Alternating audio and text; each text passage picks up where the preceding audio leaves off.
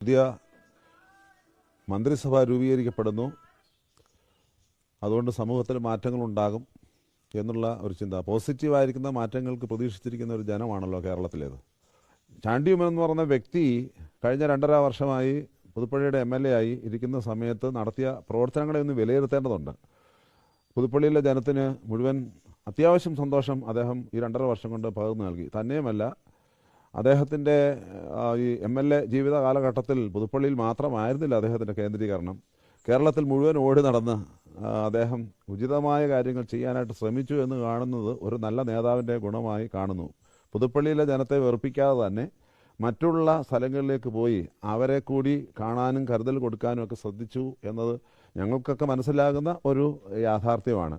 ചാണ്ടി ഉമ്മൻ എന്ന് പറയുന്ന വ്യക്തിയിൽ കാണുന്ന ചില ഗുണങ്ങളുണ്ട്. അദ്ദേഹത്തിൻ്റെ തെരഞ്ഞെടുപ്പ് ശൈലി പോലും വളരെ വ്യത്യസ്തമായിരുന്നു. മറ്റുള്ള ഒരു മണ്ഡലത്തിലും അങ്ങനൊരു ശൈലി നമ്മൾ കണ്ടില്ല. തെരഞ്ഞെടുപ്പ് ശൈലി ഇവിടെങ്ങും അങ്ങനെ വലിയ ചെലവ് നടത്തി ഒരു തെരഞ്ഞെടുപ്പ് ശൈലി നടത്തിയത് കണ്ടില്ല. അങ്ങനൊരു വ്യത്യസ്തമായ ശൈലി സ്വീകരിച്ചിട്ട് പോലും പുതുപ്പള്ളി ജനങ്ങൾ വൻ ഭൂരിപക്ഷത്തിലാണ് ചാണ്ടി ഉമ്മനെ ജയിപ്പിച്ചെടുത്തത്. രാഷ്ട്രീയ നേതാക്കന്മാരുടെ ഇടയിൽ ചിലപ്പം ചാണ്ടി ഉമ്മനെക്കുറിച്ച് വ്യത്യസ്തമായ ചിന്തകളൊക്കെ കാണുമായിരിക്കാം. പക്ഷേ നമ്മുടെ ജനത്തിൻ്റെ മനസ്സിൽ അങ്ങനെയാണ് എന്ന് ഞാൻ കരുതുന്നില്ല. ജനത്തിൻ്റെ മനസ്സിൽ വളരെ പോസിറ്റീവായിട്ടുള്ള ഒരു യുവ നേതാവാണ് ചാണ്ടി ഉമ്മൻ. അതുകൊണ്ട് ഈ ചാണ്ടി ഉമ്മൻ്റെ കാര്യത്തിൽ മാത്രമല്ല, കോട്ടയം, അതുപോലെ തന്നെ ഇടുക്കി, പത്തനംതിട്ട, ഇവിടെയൊക്കെ LDFൻ്റെ കോട്ടകളായിരുന്ന സ്ഥലങ്ങളാണ്. അത് മുഴുവനും UDFൻ്റെ കോട്ടകളാക്കി മാറ്റിയപ്പോൾ ഈ ജില്ലകളെയൊക്കെ ഒന്ന് കുറച്ചുകൂടെ ഭംഗിയായി പരിഗണിക്കാമായിരുന്നു എന്നുള്ളതാണ്. തീർച്ചയായിട്ടും പരിഗണിക്കുന്നവർക്ക് ഭയങ്കര ബുദ്ധിമുട്ടുകളുണ്ടാകും എന്നൊരു യാഥാർത്ഥ്യമാണ്. പക്ഷേ ആ യാഥാർത്ഥ്യത്തെ ഉൾക്കൊണ്ടുകൊണ്ടെന്ന് ഞാൻ പറയുകയാണ്. ഈ 2-3 ജില്ലകൾ LDFൻ്റെ കയ്യിലിരുന്നത് തൂത്തുവാരി UDFൻ്റെ കയ്യിലേക്ക് തിരിച്ചു വിട്ടപ്പോൾ അത് കുറച്ചുകൂടി ഈ ജില്ലകളൊക്കെ ഒന്ന് പരിഗണിക്കണമായിരുന്നു. കോട്ടയം ജില്ലയിൽ നിന്ന് ആകെപ്പാടെ കിട്ടിയത് ഒരു മന്ത്രി മാത്രമാണ്. പിന്നെ വളരെ വലിയൊരു നേതാവായ തിരുവഞ്ചൂർ രാധാകൃഷ്ണനെ സ്പീക്കറുമാക്കി മാറ്റിയിട്ടുണ്ട്. ബാക്കിയുള്ള ഞാൻ പറഞ്ഞ മണ്ഡലങ്ങളിൽ നിന്നും കാര്യമായ ഗുണകരമായ ഒരു പ്രാതിനിധ്യം ഉണ്ടായതായിട്ട് കാണുന്നില്ല. ഒരു സന്തുലിതാവസ്ഥ കീപ്പ് എന്ന് പറയുമ്പോൾ ജനങ്ങൾ നോക്കുമ്പോൾ ഇതൊക്കെ അവർ പരിശോധിക്കുന്ന ചില വിഷയങ്ങളാണ്.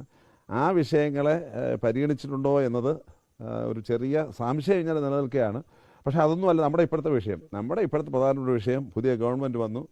പുതിയ ഗവൺമെൻറ് വളരെ ഭംഗിയായി ജനത്തെ എങ്ങനെ പരിപാലിക്കുന്നു എന്നുള്ള ഒരു നോട്ടമാണ് ഞങ്ങൾക്കുള്ളത് എന്നുള്ളതാണ് എനിക്കിത് സംബന്ധിച്ച് പറയാനായിട്ട് ഉള്ളത്. പത്തനംതിട്ടയും ഇടുക്കിയും ഒക്കെ തടയപ്പെട്ടത് ഒരു ഗ്രൂപ്പ് കളികളുടെ ഭാഗമായിട്ടാണെന്ന് കരുതുന്നു. ഞാൻ തീർച്ചയായിട്ടും നിങ്ങൾ പറയുന്നതൊക്കെ കാണുമായിരിക്കും. അതിപ്പോൾ എല്ലായിടത്തും ഉള്ളതൊക്കെ ആണല്ലോ. പക്ഷേ അതിനപ്പുറമായി ഇതൊക്കെ രാഷ്ട്രീയത്തിലെ പടലപ്പിണക്കങ്ങളും മറ്റു കാര്യങ്ങളും ഒക്കെ വെച്ച് നോക്കേണ്ട കാര്യങ്ങളല്ല. നമുക്കെല്ലാവർക്കും അറിയാം, മുഖ്യമന്ത്രി പദവിയിലേക്ക് 3 പേരുടെ പേര് വന്നപ്പോൾ നേതാക്കന്മാരെല്ലാവരും ഭൂരിപക്ഷം ഒരു ഭാഗത്താണെന്ന് പറഞ്ഞെങ്കിലും ഡൽഹിയിലിരിക്കുന്ന ഹൈക്കമാൻഡ് വളരെ ഭംഗിയായിട്ട് വിഷയം പഠിച്ച് ഉചിതമായ രീതിയിൽ ജനത്തിൻ്റെ വികാരം മനസ്സിലാക്കി കാര്യങ്ങൾ ചെയ്തു എന്ന് പറഞ്ഞതുപോലെ തന്നെയാണ് മന്ത്രിസഭാ രൂപീകരണത്തിൽ ഉണ്ടാകേണ്ടതെന്നുള്ളതാണ് കാണുന്നത്. ജനം പറയുന്നത് മുഴുവൻ സ്വീകരിക്കണമെന്നില്ല. എന്നാൽ ധാർമ്മികതയും മറ്റു കാര്യങ്ങളും എല്ലാം കൂടെ നോക്കി ജനം പറയുന്നത് നല്ലതാണെന്ന് തോന്നുന്നുവെങ്കിൽ അതുകൂടി പരിഗണിക്കുന്നത് നല്ലതാണെന്നുള്ള ഒരു ഉത്തമ ബോധ്യമാണ് ഞങ്ങൾക്കെല്ലാവർക്കും ഉള്ളത്. Subscribe and follow me